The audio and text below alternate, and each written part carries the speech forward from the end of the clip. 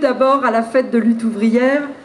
Je vous souhaite de profiter au mieux des 3 jours qui viennent et bien sûr des spectacles, des attractions, de la Cité des Sciences et du Carrousel de la Connaissance, des forums sur des sujets politiques et sociaux, sans oublier les spécialités culinaires d'ici et d'ailleurs, mais surtout profitez bien de la fraternité et de l'amitié qui nous réunissent ici.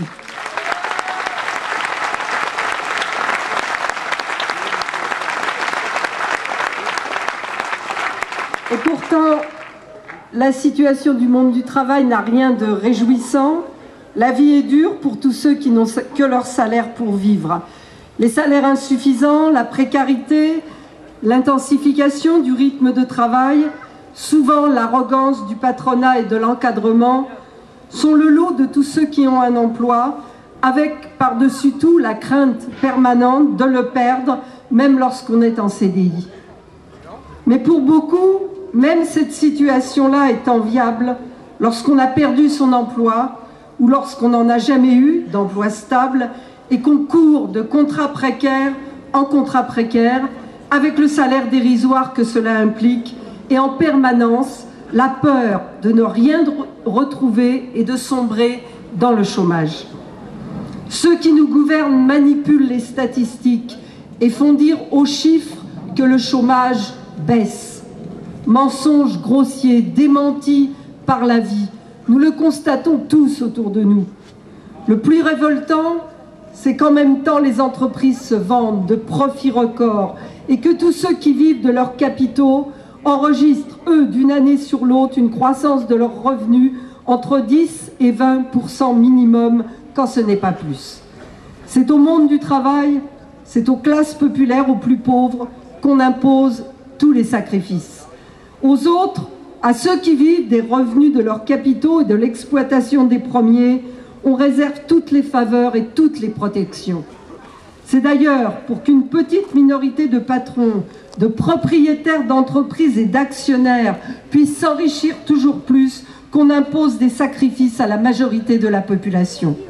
Villepin et Borloo, son ministre dit de l'Emploi, se disputent la paternité de cette prétendue baisse du nombre de chômeurs dans des statistiques truquées. Mais ces stages de formation, ces contrats d'apprentissage, tout ce qu'ils appellent les emplois aidés, n'aident que les patrons qui bénéficient de baisses de charges ou de la fiscalité.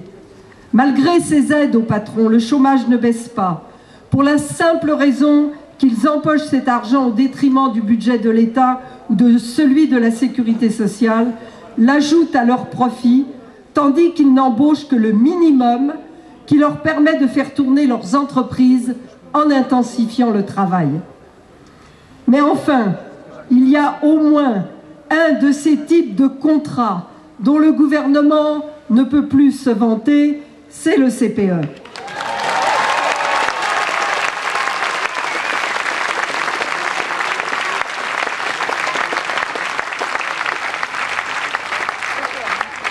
Le CPE n'était qu'un des nombreux contrats précaires qui tous foulent aux pieds ce qui, dans la législation du travail, protège un peu les travailleurs. Mais à la différence des autres, dont son frère jumeau, le CNE, le gouvernement a été obligé de reculer. Et il a reculé devant la mobilisation de la jeunesse scolarisée. Eh bien, tant mieux et bravo les jeunes.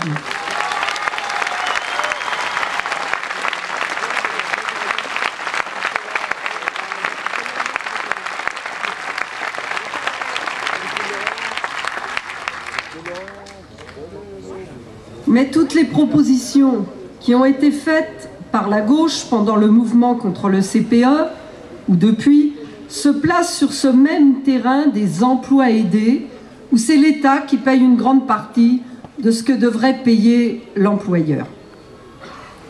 Depuis un quart de siècle, au bas mot, le chômage est catastrophique. Une génération. Et depuis, tous les dirigeants politiques, ceux de la droite comme ceux de la gauche, débordent d'imagination pour inventer sur le papier ou dans les discours de nouvelles formules dites anti-chômage, accompagnées surtout à chaque fois de nouvelles mesures incitatives et pas du tout des mesures contraignantes, sauf pour les chômeurs. Le patronat, il n'est pas plus sensible au discours qu'à la misère croissante dans les quartiers populaires. Il n'est guidé que par une seule chose, par sa froide logique à lui, celle du profit maximum. Toutes les mesures incitatives ne peuvent être que tromperies. Il n'y a pas d'autre façon de combattre le chômage que d'obliger le patronat à maintenir les emplois, à en créer de nouveaux, en diminuant l'exploitation. Et pour financer cela, eh bien, il faut prendre sur les profits des entreprises.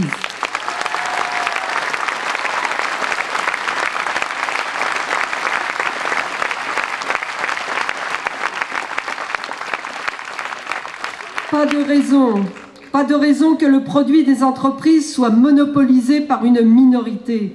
Les travailleurs ont aussi des droits sur ce qu'ils ont produit, sur les milliards accumulés par les Michelin, les Peugeot, Renault ou Total.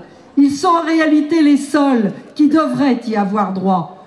Le profit, il est réalisé avec la sueur, avec la peau de ceux qui produisent, tandis que les actionnaires sont des parasites.